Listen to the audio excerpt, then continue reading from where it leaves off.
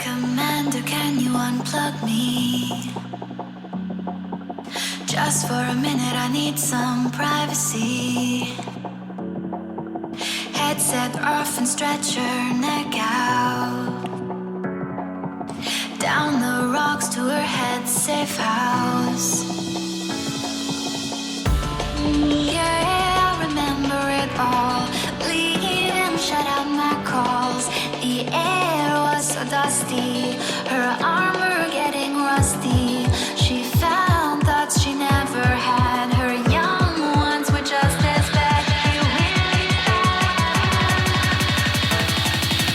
Holding a heart, feel like a lady. And fingers apart, cold, rugged and waiting. I can't believe that you know, did you know where to find me? I kept the feelings in, I really thought it cost me. Drops in her goggles aren't of love, and something's really wrong and it feels awful. And even though her body's back to normal, she once wasn't feeling it, it's hiding in her soul. I don't wanna know what she did. She's not who I am.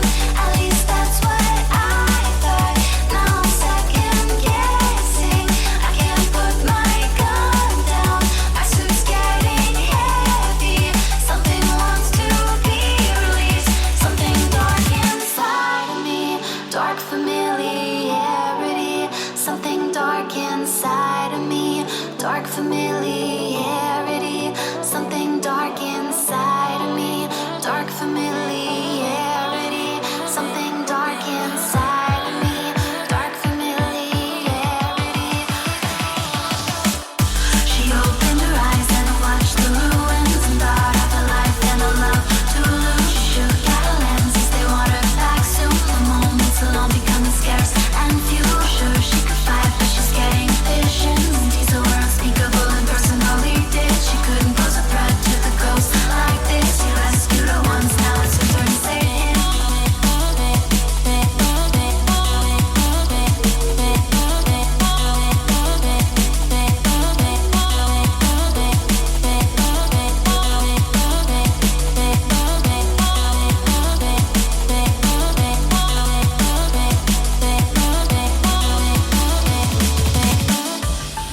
Yeah, I remember it all.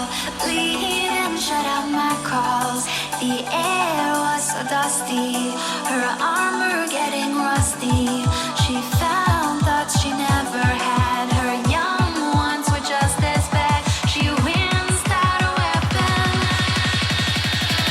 I don't wanna know what she did. She's not who I am. At least that's what I thought. Now I'm second guessing. I can't put my gun down. My suit's getting heavy. Something wants to be released. Something dark inside. Something dark inside. I'll save you, Jojee. Drops in the cobbles aren't of love. Something's really wrong and it feels awful. My body's back to normal.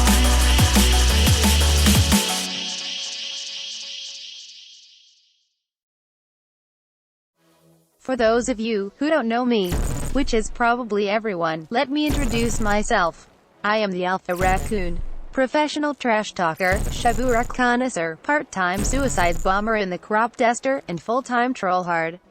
My achievements: I have over 200 confirmed kills in Iraq with a Nerf sniper, dodged over 100 orbital cannons, killed Adolf Hitler, ended racism and started it again, made an estimated 71 German griefers cry and 89 tryhards rage quit, and proud B-11 expert, which I will be talking about in this video.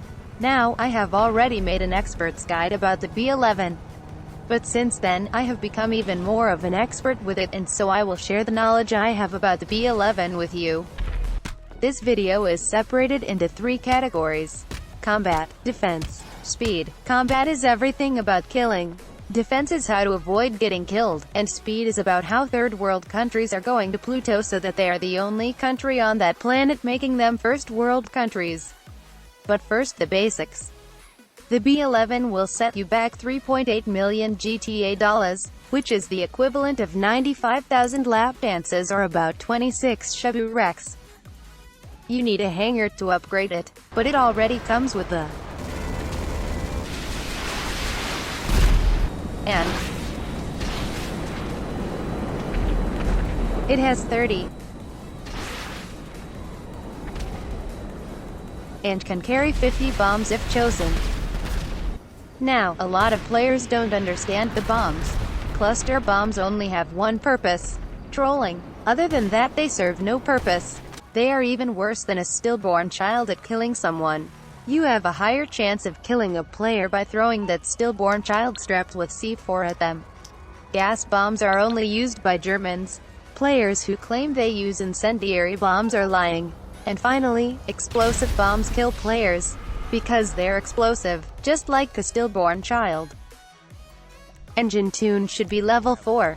Handling is personal preference. I have mine on level 4.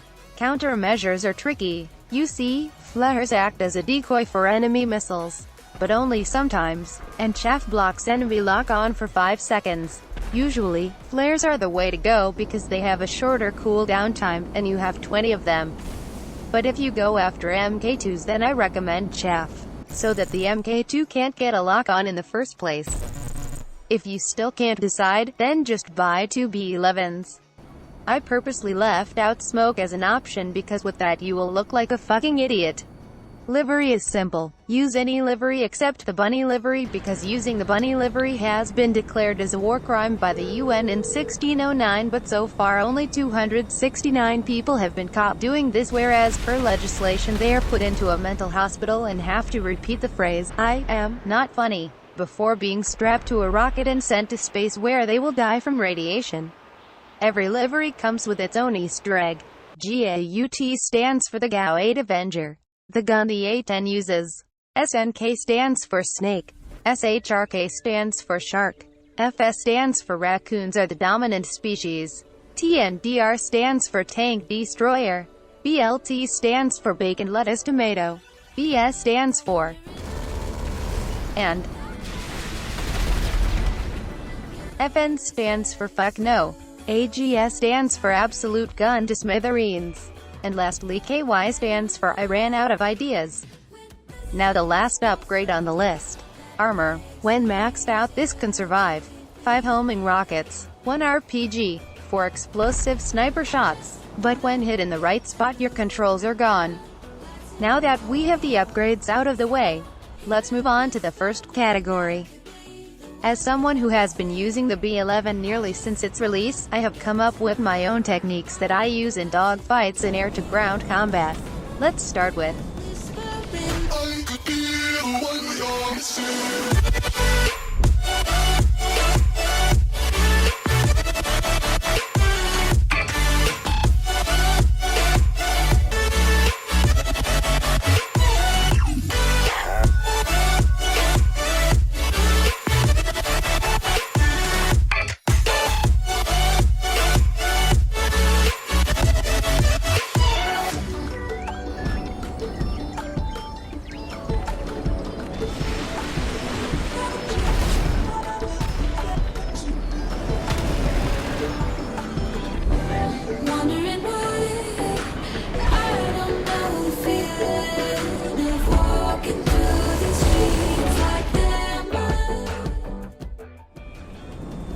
Now, a dogfight is usually started with a peaceful merge, but in free mode your enemy will just straight up try to kill you. Mostly in a laser. The A-10 in real life has a saying, if you hear the then you weren't the target. In GTA, if you hear the you might as well have been the target. The gun of the B-11 is about as powerful as the explosive MG of the Rouge.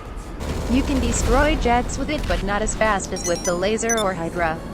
But tactically, the gun is very useful when it comes to disabling the jet's controls. Then finish it off with another gun run or with the barrage rockets. If of course they haven't ejected already. If you care about getting the kill and being up on the score and the rest of that ego-jerking, low self-esteem, testosterone-fueled bullshit, then you should wait until you have the chance of hitting the enemy multiple times. or use the barrage rockets. Speaking of barrage rockets, you have unlimited barrage rockets but can only shoot 7 at a time. In a dogfight, you should always aim ahead of the enemy jet. Depending on how far away it is, you have to adjust how far ahead you're aiming. Just like jet sniping. But if your enemy is coming straight at you, then you have two choices. Let's say a laser is coming straight at you and is shooting with a gun. You should be answering with the barrage rockets and use your rudders to fly in a spiral, which is hard to follow for the laser. Most of the time the laser will eat at least one if not even two barrage rockets. But if the laser is not coming straight at you but instead from a different angle, then use the homing missile. The enemy jet will either try to avoid your homing missile, making them break off the attack, or just get hit, which will result in an engine failure. But what if you find yourself in a dogfight against something other than a laser? For example, a pyro or a starling.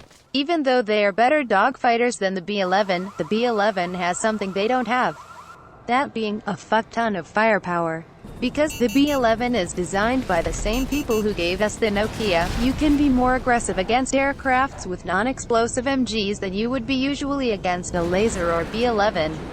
So what I like to do in a dogfight is to have faith in the B-11's armor and tank a lot of bullets in return for one juicy maneuver. And because the MGs are not explosive, you are at no risk of losing a part of your B-11 and with it your controls. Except if they change their minds and switch to missiles. This not only works against starlings and pyros but also against lasers.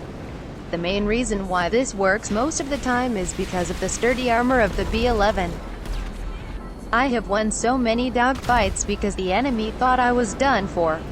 But every time I rise back up from the ashes like a phoenix and am the only one still flying. If you find yourself in a dogfight against a crop duster, you might as well give up if you haven't been killed by it already. Until I overflow.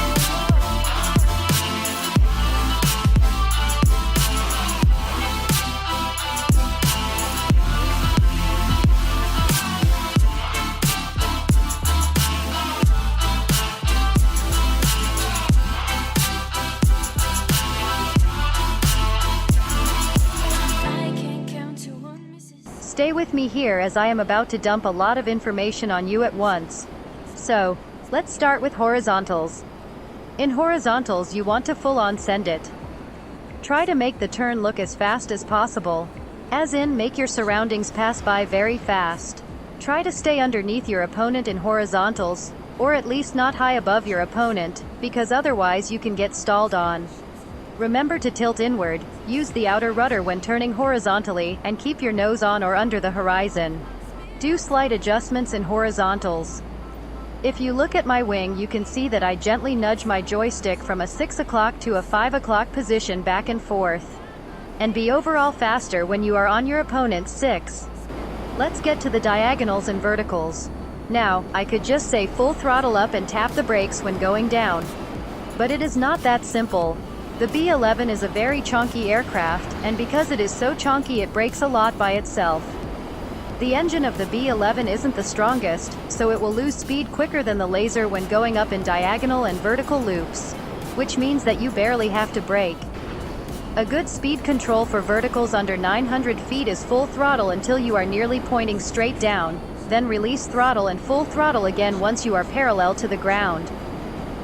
Above 900 feet, full throttle until you are at a 2 o'clock position, then tap the brakes around 3 to 4 times to not let your camera zoom out, and full throttle again once you are parallel to the ground.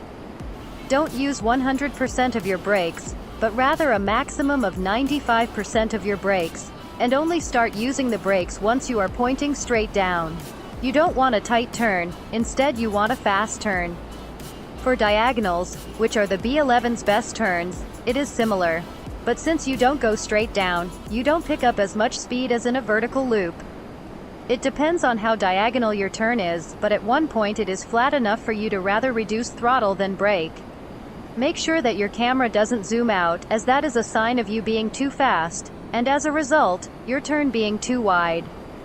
When you're in a turn, it should feel natural what you're doing and not like a mechanical process that's happening repetitively. If you're far apart from your opponent, and you feel as if you should brake softly and glide to your opponent using no gas or brake, then do that. If you feel like you should brake super hard to get a shot because they're coming close to you, try it. It never hurts to experiment and go out of your comfort zone.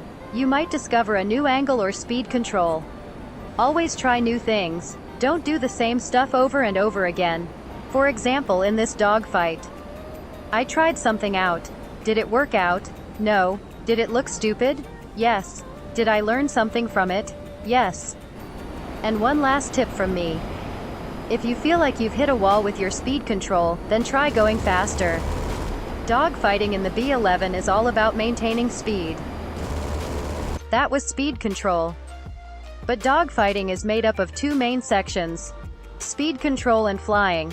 You can have the best speed control, but if your flying is terrible, then it doesn't take a lot to kill you. Like, you could lose to a mogul if you can't fly. For example, this guy. What do you think his biggest mistake was?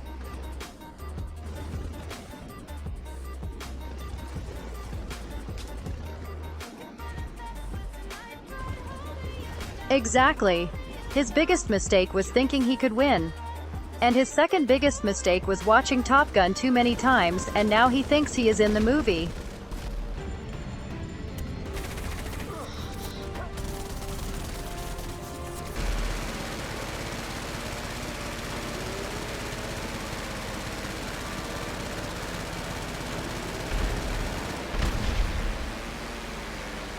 Fighters. To put it in perspective how important it is, knowing how to fly correctly. I could shit on you with an ultralight. I am dead serious. So to improve your flying, use your back camera to keep an eye on the enemy, use the same rudder as your opponent and follow your opponent. To be more precise, stay in the turn and aim your nose at the tail of your opponent, and end your turn by flying towards the ghost of your opponent. As in, fly towards where the B-11 was a second or two ago and not straight at it. Or imagine there is a B-11 attached to your opponent's. Aim at that B-11. Next up are maneuvers that can turn the dogfight on its head. And I am not talking about shitty free mode maneuvers like the infamous useless spiral, which has a success rate of fuck all, or the commonly used free mode VTOL, which guarantees to make you look like a fucking idiot. I'm talking about stalls, frag rolls, and inverted flying. Let's start with frag rolls. Frag rolls are rolls that allow you to get a shot on your opponent by rolling on them. There are a few ways of doing them and different variations, but they all run on the same principle. You do them in horizontals and start the frag roll before you pass your opponent, switch to your inner rudder, pop your gear out and in, switch rudder again and swing the B-11 to the other side while spamming your brakes. If you are the one getting frag rolled, then don't panic and stay calm. Reduce your speed and maintain your horizontal turn until you are out of immediate danger. Then you can either continue your horizontal turn, go into a vertical turn,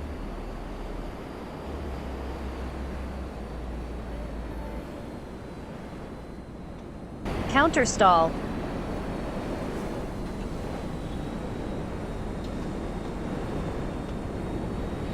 or immediately go inverted.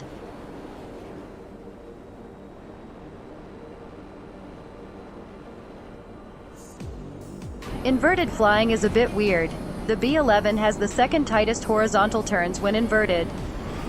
When doing inverted horizontals, you want to use your inner rudder, so the rudder that is pointing to the ground, and use around 50% of the throttle when your opponent is not in sight and more when they are in sight. When flying inverted, you not only have better horizontal turning but can also roll better. Which would bring us to stalling. A stall is a maneuver that can completely change the outcome of a dogfight. It is then possible when you see an opportunity in which you can pull up and brake very hard while your opponent won't be able to get the nose on you. Then, when successfully stalled, you can choose to either wait for an entry point that can give you an advantage,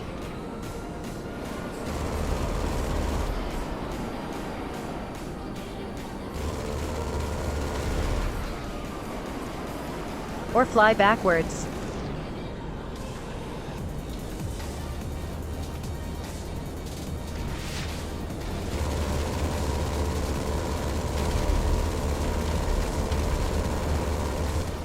But how do you counter a stall?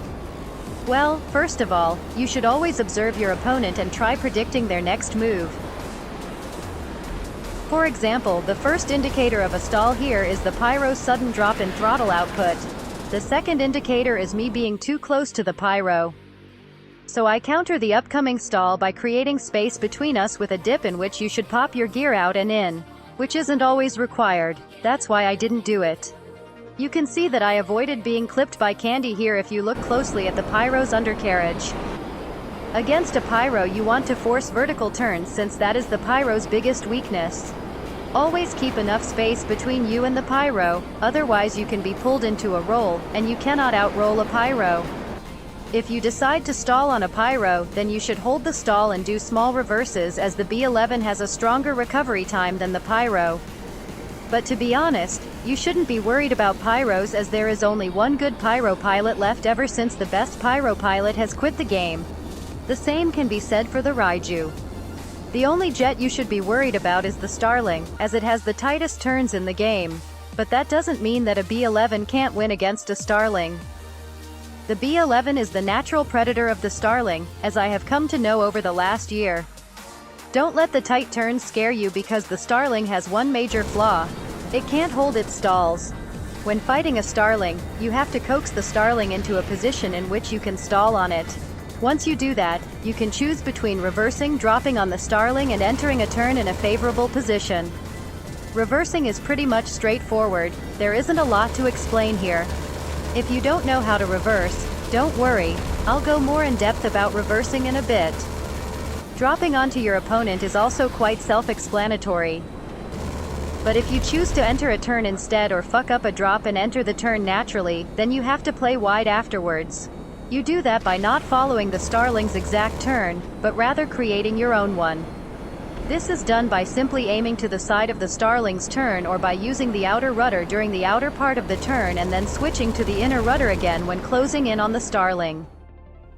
I will leave links in the description to these specific dogfighting methods so that you can watch and study them. And if you have any other questions then you can ask me in the comments.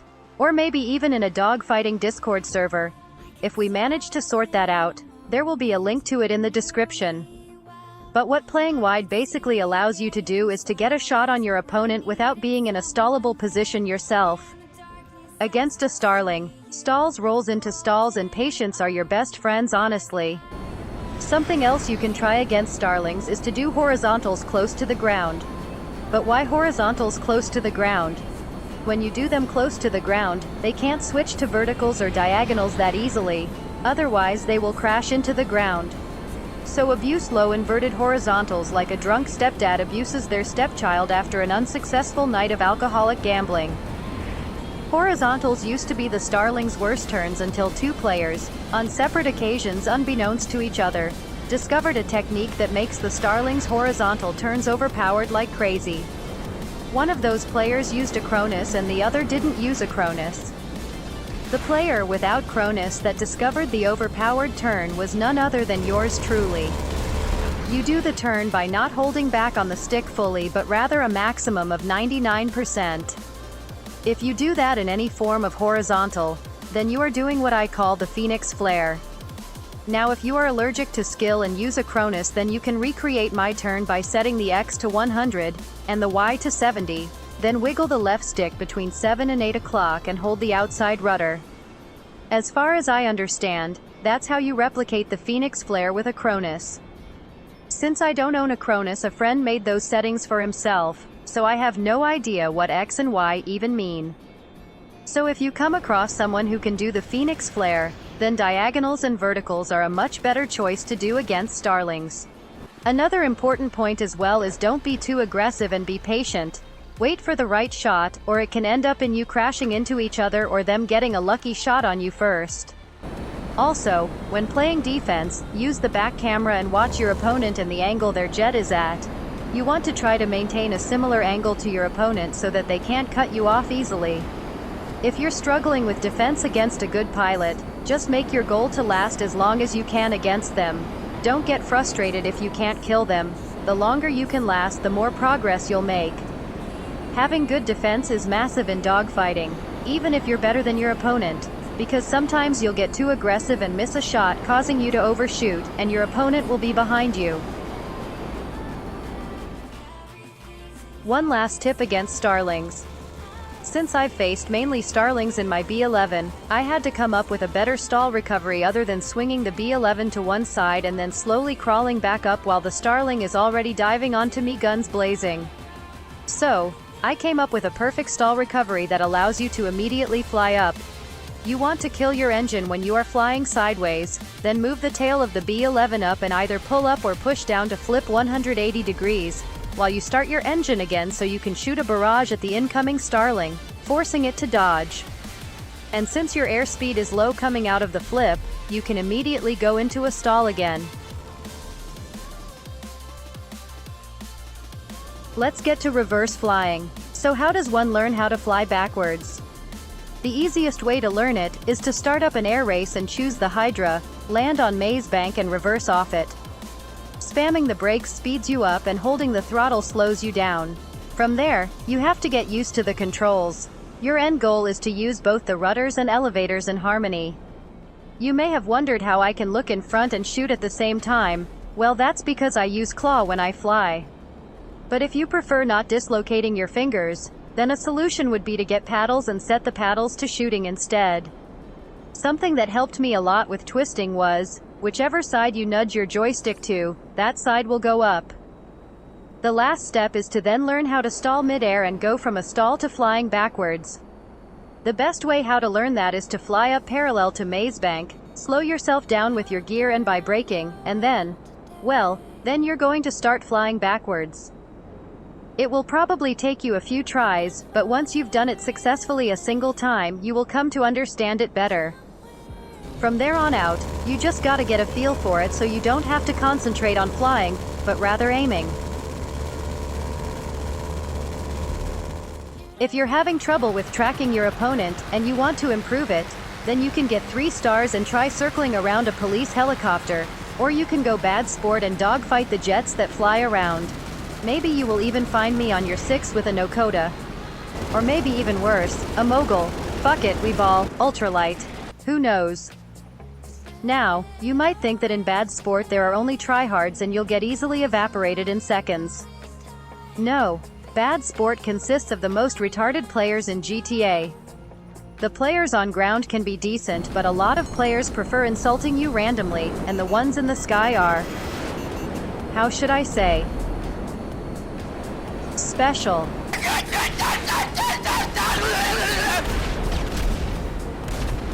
There are a few Raijus that are smart, that, I have to admit. They just aim at you and full-on send it. But because they are still shit and know fuck all about dogfighting, you can learn to follow your enemy and not go on your own adventures mid-dogfight. And a bonus tip from me, find the right music to listen to. When I'm telling you that Vivaldi, Winter in F minor or Skyfall goes hard during dogfights, then I mean that. If you want to become better at dogfighting, then get yourself a teacher. But be careful when you try looking for one. The dogfighting community is really toxic. To be more precise, it is the laser dogfighting community. So keep away from that shithole. And very important, be respectful. This is not advice, but rather a warning. I have seen everything from doxing to mental torture to someone getting uploaded in a 10-minute video which was just a roasting session. But, like, the editing and quality of that video was unnecessarily good. So don't necessarily main the laser, but being good with the laser will help you out flying any other jet. I thought I was good at dogfighting before I met a top dogfighter. Which I was, compared to a noob who stole a jet from Fort Zancudo. But when I fought said top dogfighter, it became clear how massive the skill gap between me and an actual dogfighter was. I got a sneak peek of what the top looked like, and all I saw were monsters. So I got myself a very patient and amazing dogfighting teacher and a very talented student at both dogfighting and sniping, as well as making some great friends and allies along the way. So a huge thanks to Northern TCM, Huri, Sam and Pilot up north for helping me make this video credible. If you want to learn more about dogfighting, then have a look in the description, as I have put links to videos in there that I recommend watching. I will also leave an invitation to a dogfighting Discord server in the description, which is hosted by a friend of mine, in which you can talk to other dogfighters and ask for advice. Do I recommend it? Not at all. Joining the dogfighting community was the biggest mistake I've ever done in GTA. You will sooner or later end up in drama, even if you are one of the most chill pilots in there. There is much more to dogfighting than what I have just said. But this is more than enough to introduce you to the world of dogfighting.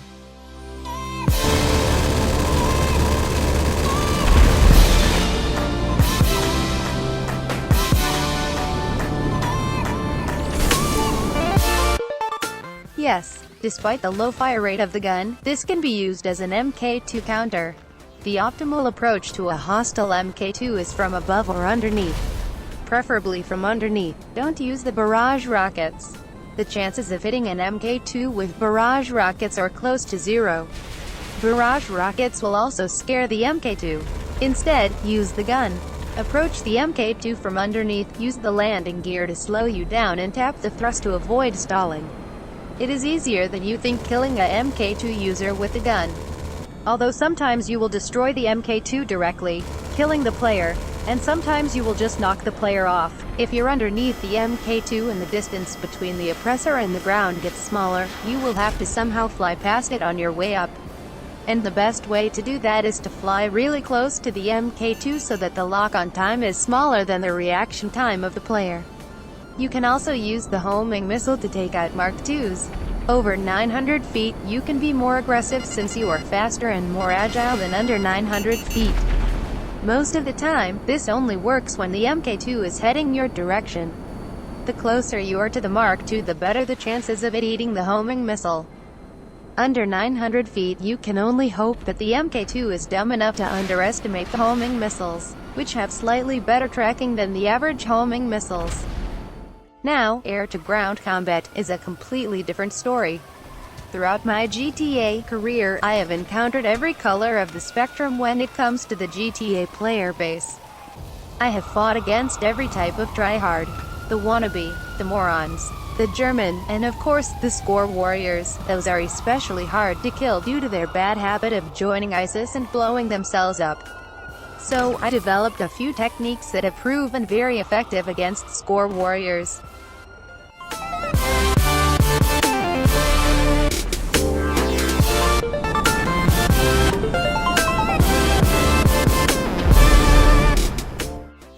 For my variant of high-altitude bombing, you have to know how to stall, fly really slow, or even hover.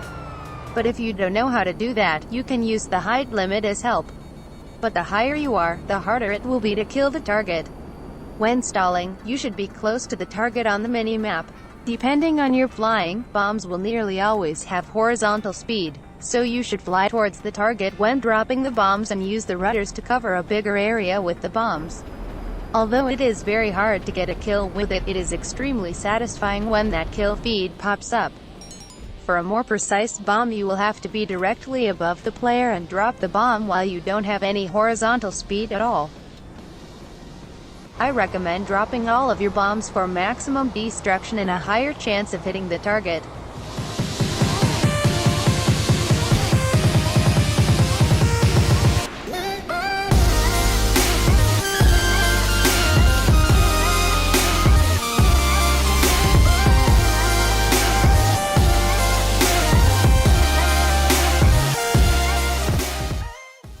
Sniping with the B-11 is using the missiles from a great distance. The missile has a longer lifetime than the barrage rockets. When fighting against someone who works for ISIS and detonates themselves constantly like a firework, they usually wait to see which way you might fly, then shoot an RPG before blowing themselves up. So with the long lifespan of a missile, you can keep your distance, making the enemy think you didn't attack. But you can only shoot one missile per run, maybe even two. But since the missiles aren't centered, they won't be accurate. To counter that, you will have to know from which wing the missile will fire. When the number of missiles is the same on both wings, the missile on the left wing will be used first. So you should aim a bit more to the right of the target. And when it's the other way around, so when there are more missiles on the right wing, then obviously the missile will fire from the right wing first. so you want to aim a bit more to the left of the target. And of course, from such a distance the target won't be rendered in. So it is up to you to rely on the minimap to get the necessary information you need. Or just use thermal. And to make sure that you don't lock on to any cops, you can turn homing off. To do this you will have to select the barrage rockets and swipe left on the touchpad. Apart from being a fully loaded flying fortress, the B-11 can be used for other stuff as well. Sick of players walking on your lawn, leaving footprints on your grass? Don't worry, the B-11 got you covered, and can turn itself into a fully functioning lawnmower. Ever wanted a smoothie made out of the tears and HIV-infected blood of friendly players? Turn the twin-turbo fans into your personal blender and enjoy.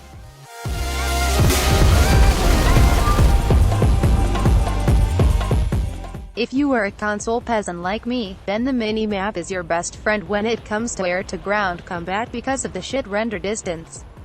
Or just use thermal in the B-11. I don't really give a flying fuck. If you don't want to risk getting hit, then use the normal missiles and keep your distance. But if you want to make sure that you kill them, then use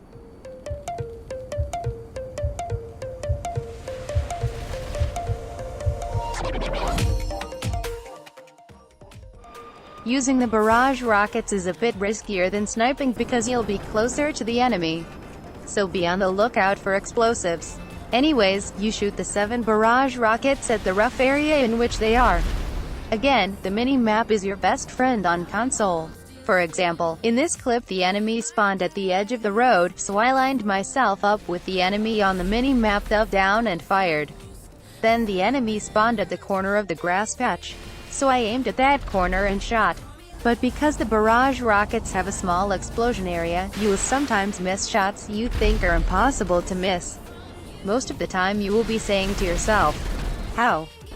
So don't feel stupid when you don't hit really easy shots. Only after the 3rd time you should consult a doctor. I can be a weapon.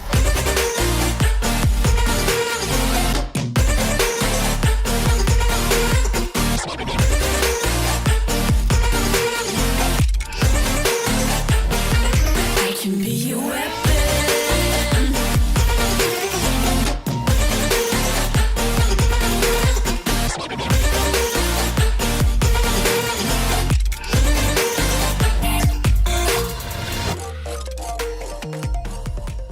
Defense is all about defending yourself and not wanting to die and playing safe. Flying around and minding your own business in GTA often attracts unpleasant, bloodthirsty players trying to sniff your ass like a dog while following you in a jet. You can use the Supersonic ability to make them look like French snails. Or you can flick around and shoot backwards when being supersonic. But good luck with that, as that is a wild idea. But not impossible, just stupid. Speaking of stupid,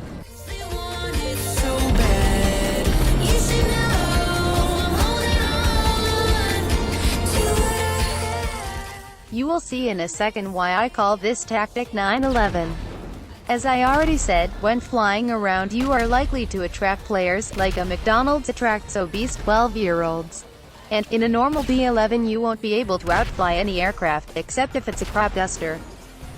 So, you have to either engage in a risky dogfight or shake them off your tail. But how about doing both? The B-11 has one of the best turn radiuses, which gives you an advantage in the city. I have used this technique countless of times, and I call this technique 9/11 because of, well, see for yourself.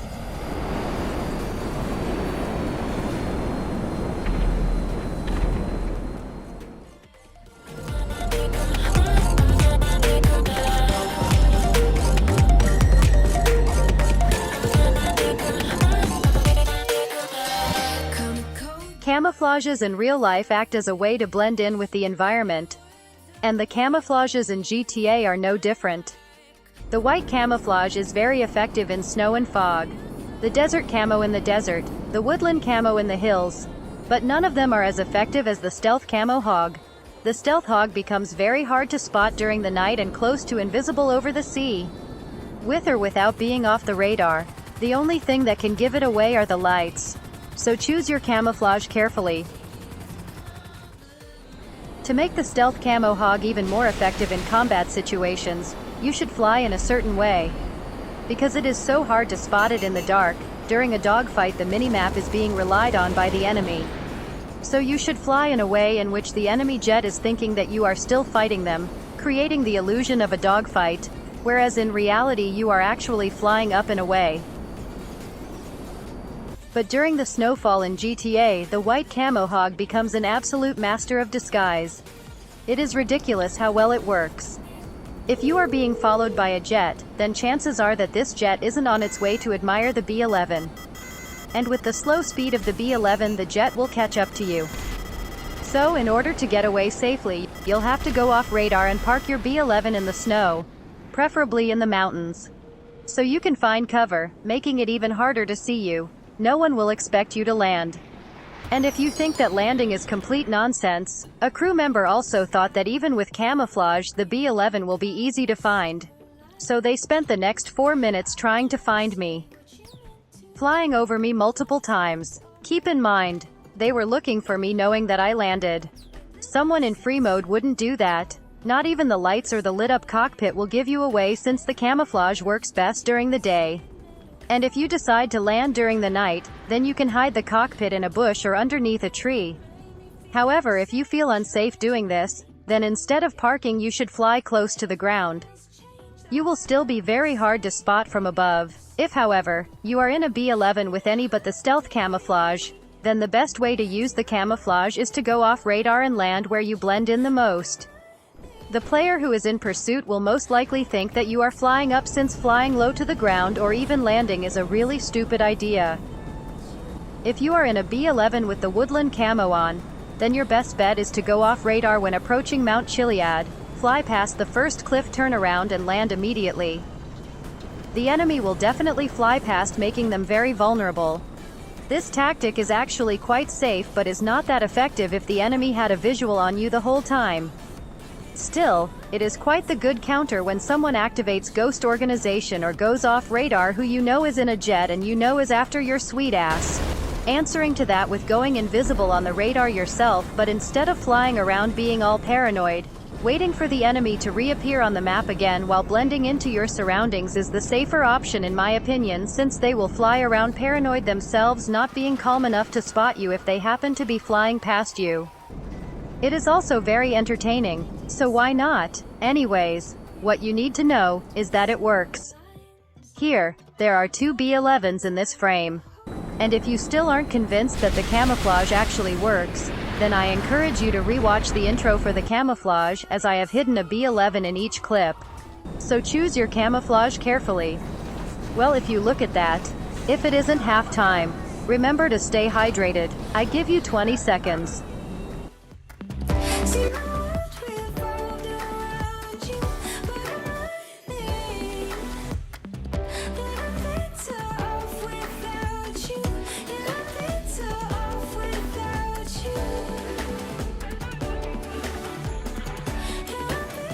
Well then, on to the next subsection.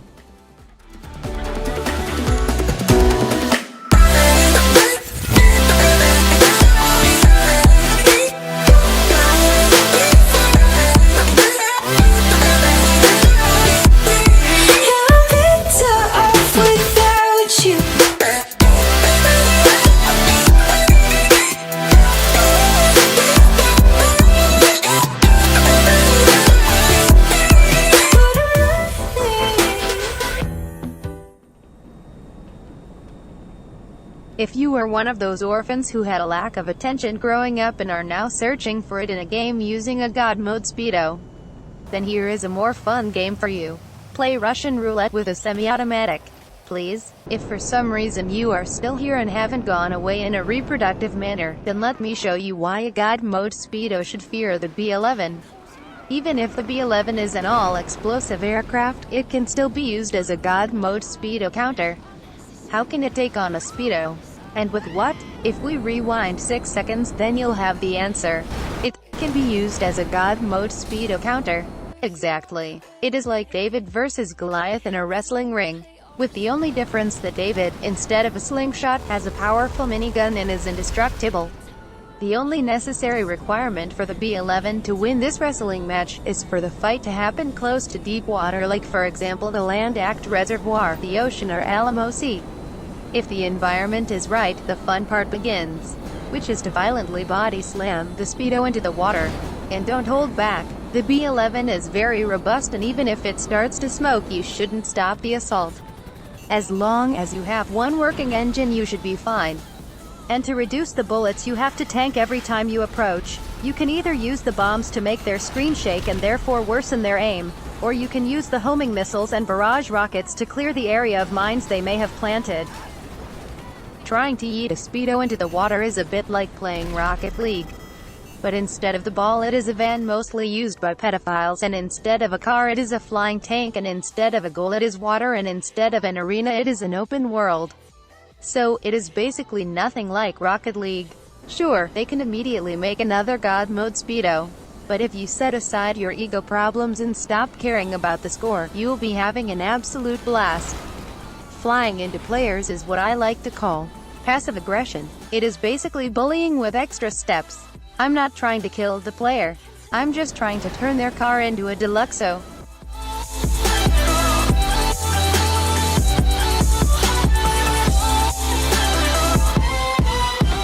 What I will be teaching you now should only be used as a last resort, because this has a very low success rate. As the great Alpha Raccoon once said, the enemy can't kill you if you already killed yourself. Adolf Hitler. Mein Kampf. Fuck, that was the wrong quote. I mean, the results are basically the same. You'll die either way. I found the right quote. If you don't know what the fuck you're doing, then neither have your enemies. Me. Let's say you're in a 3v1 situation and are badly damaged. One of the key ingredients of winning a dogfight is to know what the enemy is doing. So, to make you unpredictable, turn off your brain and start doing random shit.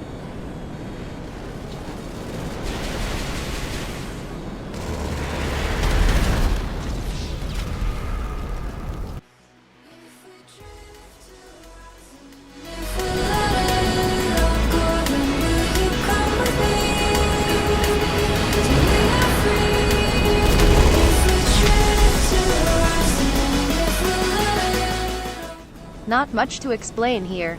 This technique is a cousin of the retarded technique Zero IQ.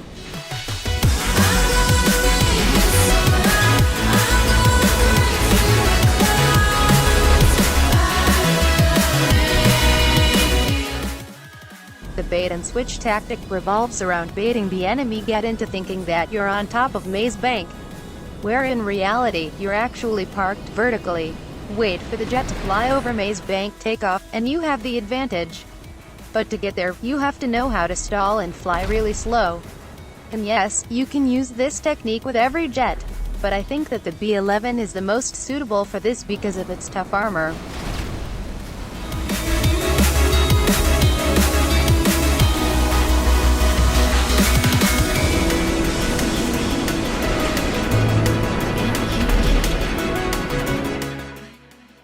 The last technique is force field. This is a method that creates a force field by spreading out the flares to cover more area, giving the missiles a bigger variety of decoys to chase after. This force field will deflect nearly every missile, no matter how close they are. But you will need flares for this. Usually when you pop flares, the first two flares will pop horizontally, followed by the second set of flares shortly after. The second set of flares is useless because they are in the shadow of the first set. There are three types of force fields. The first type is creating an X behind you with your flares. This is done by popping flares between 0 degrees and 90 degrees during a barrel roll. Use this force field if the missiles are halfway away from you. The second force field is used when the missiles have gotten really close to you or when they have been fired not far away from you. Do a barrel roll and pop the flares at 190 degrees. You will send 2 flares ahead of you and leave 2 flares behind. There is a good chance that the missile will go after the flares in front of you. And if they won't, then they hopefully go after the 2 flares you left behind. The last force field is used when the missiles are coming from in front of you. To avoid a head-on collision, you will have to do a barrel roll and pop flares when you're upside down. All 4 flares will fly past you and so are closer to the homing missile than you. But be careful, there is something I like to call ghost missiles. Those ghost missiles you can't hear nor see. Ghost missiles are normal missiles that have been visually redirected by flares but in reality are still on your tail. You know a ghost missile is after you when a normal missile has been redirected but vanishes suddenly. Let me show you a clip. I pop flares, see that the missile got redirected, but it just disappears, so I go into a dive because I don't know how close it actually is. If you get caught by surprise by some rocket-wielding vehicle and don't have time to do a force field, then you should turn to your left or right, pop flares and distance yourself from them, so that the missile is going after the flares while you fly in a downward spiral until the missile explodes to make sure that it didn't turn into a ghost missile. Or just fly straight at the missiles if they are not high-tracking missiles. Force field isn't necessarily an important technique, but it helps me with my trust issues I have with the flares. But the safest way to avoid missiles when not in a dogfight is by flying horizontally and turning in circles using the rudders. But that only works when you're above 900 feet. Under 900 feet, you might think that you're fucked when Mark II missiles are after you. No. There are actually a few methods for dodging missiles. The first is a stalling spin dodge. This dodge is the hardest to do successfully against an Mk2, but isn't impossible. First, you fly in a circle, then pull up, brake and take out your gear to slow yourself down while simultaneously using one of your rudders to roll upwards. It is honestly one of my favorite methods of dodging missiles since, if it is a jet shooting at you from behind, for example, a Raiju, the stall will make the Raiju overshoot, flipping the situation upside down, and it also doesn't require any flares, which completely eliminates the possibility of getting hit by a ghost missile. Another method is to fly inverted and use the rudder that pulls you down. Make sure to fly as horizontally as you can, as this missile dodge doesn't require you to lose altitude. Then there is a method of dodging missiles when flying backwards. You just have to turn your plane fast enough for the missile to lose its tracking.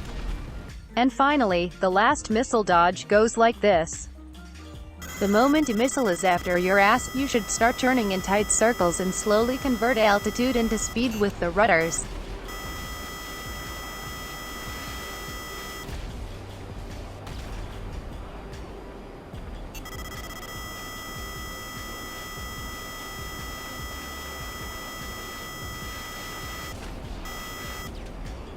Then when no missiles are after you, try to regain height, as height is very important for outrunning missiles.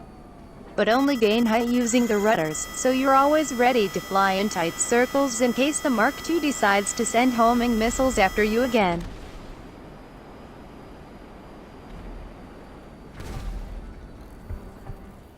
Let's get to the last category. Speed. The B-11 has 3 stages of speed. The first stage is under 900 feet. That's roughly the height of the construction site. Here its top speed is around Mach 0.7. You would lose a drag race against a midget in an innovative wheelchair at this altitude. Above 900 feet the top speed increases to Mach 0.9. You would barely win a drag race against a crop duster and would also win against Stephen Hawkins because he is in a wheelchair. Nah, just kidding, it's because he is dead. Now you might think I would mention how you can be fast as fuck for a few seconds because of the momentum you're carrying when diving down from max height. But that is just not a stage of speed, as you lose it over time. Let me introduce you to the third stage of speed. Welcome to Mach 2.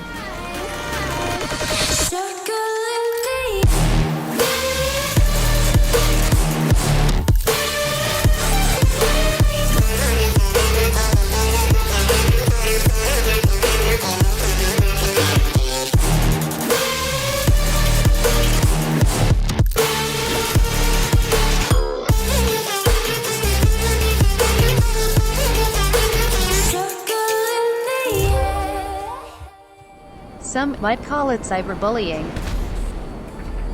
which I totally agree with. The amount of tears tryhards shed when they get absolutely deleted from the map is enough to supply Africa with water for at least 2.5 weeks, give or take.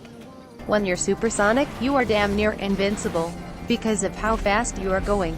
The top speed of the B-11 normally is Mach 0.9. But when the B-11 is supersonic, it won't stop accelerating until it's at Mach 2. By the way, I call this a Mach.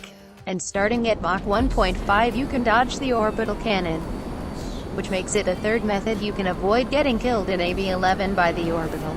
Yes, there are 3 methods of dodging the orbital cannon in the B-11.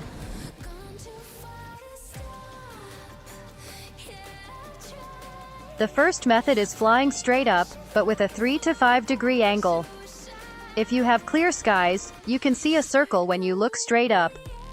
That circle is surrounded by rings that are getting gradually bigger. You want to aim your gun at the 4th ring when going up. That is a safe zone from the orbital cannon. You can also do it the other way around. So going downwards, which would be the second method. You might not be able to see the circles when flying down, but if you do it right, then you are safe from the orbital cannon, obviously. If you do that and then pull up when you are about to hit the 1500-foot level, you should be fast enough to dodge an orb for a few valuable seconds, giving you enough time to pull up into the safe zone again, making you orb-proof. Once you hit the sky limit, drop again. Rinse and repeat to be orb-proof the whole time. The next method is much easier. As I said, when you're past Mach 1.5 you can dodge the orbital cannon with ease. And now to celebrate me making an actual good video about the B-11, I will reveal a third method I discovered on how to dodge the orbital cannon. No, dodging it isn't the right term. More like surviving the orbital cannon. This should be the second option when being face-to-face with obliteration. Those who watched my horrible cargo Bob expert's guide will be very familiar with this method. That being, turning the B-11 into a non-functioning submarine. And not only does this work with the B-11 and the cargo Bab, this probably also works with every aircraft, except the ones where your body is exposed to the outside, like the ultralight or the crop duster. Why this works is similar to the sea breeze orb dodge. The most basic way I can explain this is, you can't destroy something that is already destroyed. Now, I theorize that there are still 2 more methods of dodging the orbital cannon with the B-11, but they are really hard to do, so that is reserved for another video. So, the B-11 can be the fastest aircraft on the map if chosen to be. Neither a Pyro nor a Hydra doing the speed glitch can keep up with the B-11. Although the Hydra speed glitch has a greater acceleration, it just doesn't go around corners as smooth as the B-11 does. The best angle to turn without losing any altitude or speed is around 38 degrees. And after some time in the B-11 you can push that angle up to 53 degrees. Make sure your variometer is at 0, indicating that you aren't losing or gaining any altitude. You shouldn't turn any tighter because the turn radius will get smaller and the enemy might just take a shortcut and cut you off. Now, being supersonic is all well and good, but I haven't told you how to become supersonic in the first place. I won't be telling you that. At least not in this video. Because the rules change every now and then, and I don't want this video to be outdated sometime in the future. That's why I made a short and simple video explaining how to become supersonic. Actually, on second thought, I will tell you the basic premise of how to turn your B-11 supersonic. The first lobby in which you fly your B-11 is the only lobby where your B-11 will be supersonic. So when you start up GTA you can switch lobbies 100 times, and it will still be supersonic as long as you haven't flown it or been in a hangar. That's why I recommend setting your spawn location to anything but your hangar. When you want your supersonic B-11 call it in, and the top speed it can go will be barely Mach 1.3. I call this stage sonic. To make it supersonic, enter your hangar with it and exit it again. You can also, instead of calling in your B-11, just take it out of your hangar. However, the rules. Now, there are boundaries to the extent of things you can do prior to calling in your B-11 that change over time. But, and this is the annoying part, I can't guarantee that you can continue being supersonic in your other B-11s. Usually if you take it straight out of your hangar, at least 2 of your B-11s will be supersonic. For example, sometimes you can die in a supersonic B-11, and the next B-11 you fly will also be supersonic. If you, like me, have multiple B-11s, then this can also count for the 5th B-11 you call in. But sometimes you aren't allowed to die in a supersonic B-11. Otherwise the following B-11s won't be supersonic. I will list a few things that can hinder your B-11 from becoming supersonic. Using a Pegasus aircraft. Using a personal aircraft. Dying. Being outside. These things can hinder your B-11 from becoming supersonic, but don't necessarily have to. So don't expect your B-11 to be supersonic after a 2-hour gaming session where you died 30 times, played 5 jobs, teleported 6 times, and flown aircraft. For me it is easy to create a supersonic B-11 as I am constantly using it. But for someone who isn't familiar with the supersonic B-11 it can be very confusing. By the way, this speed glitch isn't exclusive to the B-11. It works with the Pyro, Molotov, Rogue, Nakoda, Ultralight, Seabreeze and Raiju. It differs slightly with each aircraft though. So how do you fight in a supersonic B-11? Well, first of all you will have to learn how to stay supersonic in a fight. Depending on the situation and the enemy, I either fly visually or fly, depending on my instruments. Oftentimes I fly by instruments when I'm under 2,500 feet and at risk of being orbed. I use the speedometer to look over my speed. I use the compass. No, that was a fucking lie. I don't use the compass. I use the artificial horizon to control the pitch of the B-11 when turning in a circle. I keep track of the height by looking at the altimeter. And the most important instrument by far is the variometer. Especially when flying low, I monitor the variometer to make sure I won't go under 900 feet. But of course, you can't win a fight just by flying. You need weapons as well. In which case, the barrage missiles are your most powerful ally. Combine that with the speed in a homing missile to make the enemy jet maneuver instead of shooting at you with guns, and you will survive any head-on collision with a hostile aircraft. That is of course, if you have time to shoot a homing missile. Which in most cases you don't. You'll be too fast for them to react. And by the time the barrage missiles make contact with the enemy, you will have already flown past them. But there are 2 things I have to warn you about. The first one being that you will have to deal with messages like this. Or this, or this, or this, or this, or this. You get the point. Feel free to bully them verbally. Not by insulting them, no. That is so uncivilized. Tell them that they can't handle you, or explain to them that in order to catch up they have to use the acceleration button.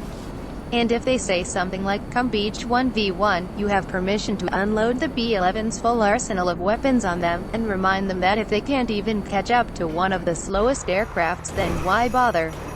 They will get so triggered that they will probably smash their controller against the wall. Except if they come from Alabama. Then it is the nearest relative.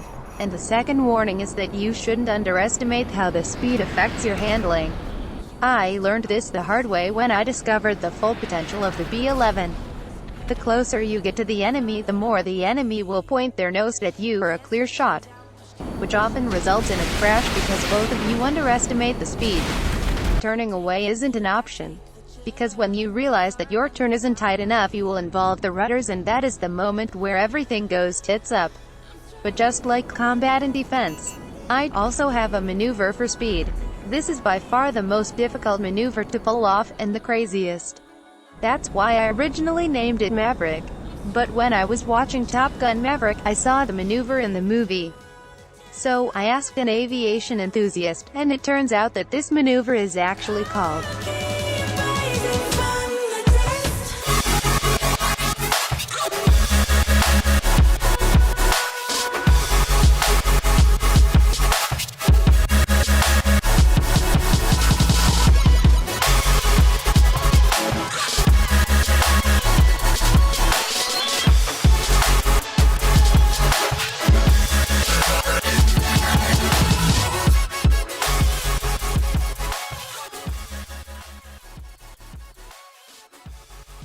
After witnessing what possibly could be the most difficult thing to do in GTA, closely followed by finding a friendly German who doesn't kill you on sight and instead joins you in formation flying, you're probably saying to yourself, no one in their right mind would have come up with a maneuver like this?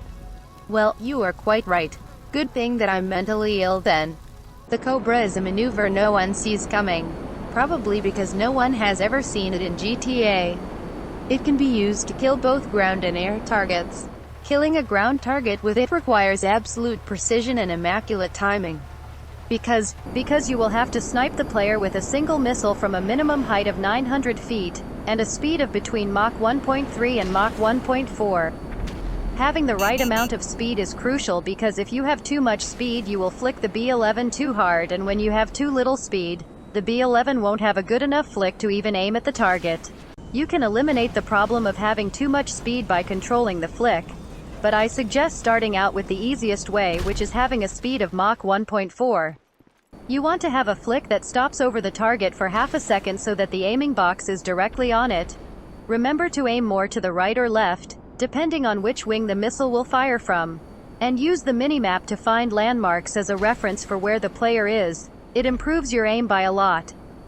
If you don't hear the missile explode after 3 seconds, then the missile went through the ground because it wasn't close enough to the player. Enough theory. I'll explain how to do it. You want to pull up with the help of a rudder of your choice, and then use the other rudder while you point the nose of the B-11 down. You want to flip your icon on the minimap for a split second, and during that split second, you'll have to send the missile. And trust me, they won't suspect a thing. On the minimap it will look like you're flying past because you will always come out of this maneuver at Mach 1, and by the time the missile makes contact you are already gone. But on hills and mountains or even Maze Bank you can use the barrage rockets. Even though with that speed you will only be able to shoot 2, maybe 3 promising rockets, and only one of those rockets will hit the target, so it is up to perfect timing since the explosion of barrage rockets are smaller than missiles. Yes, there are easier ways of killing ground players, but the Cobra will confuse the target. If it is a tryhard, then this tryhard will wait until you dive to shoot an RPG at you. But since you just fly straight, you will not give them a chance to do so.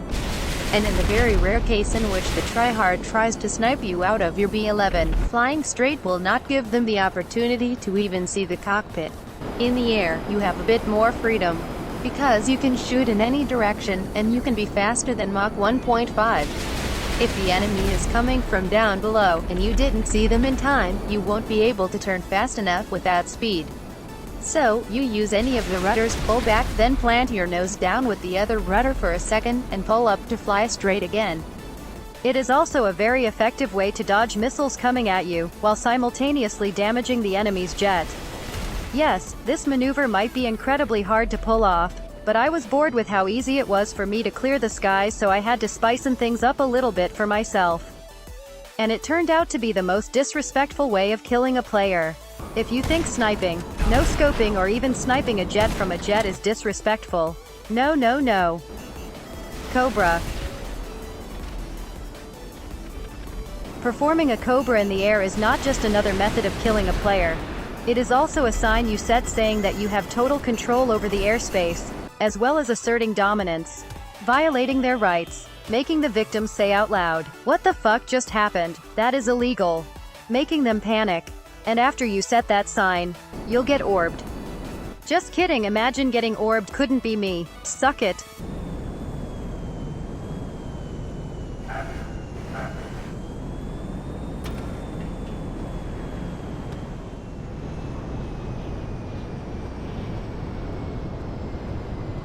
To some of you this video might have come as a surprise, as I have already made a video about the B-11. But that was my first proper video. And if you compare that to the quality of the videos I upload now, well, there is no other way of describing it other than horrible. I always wanted to remake the video.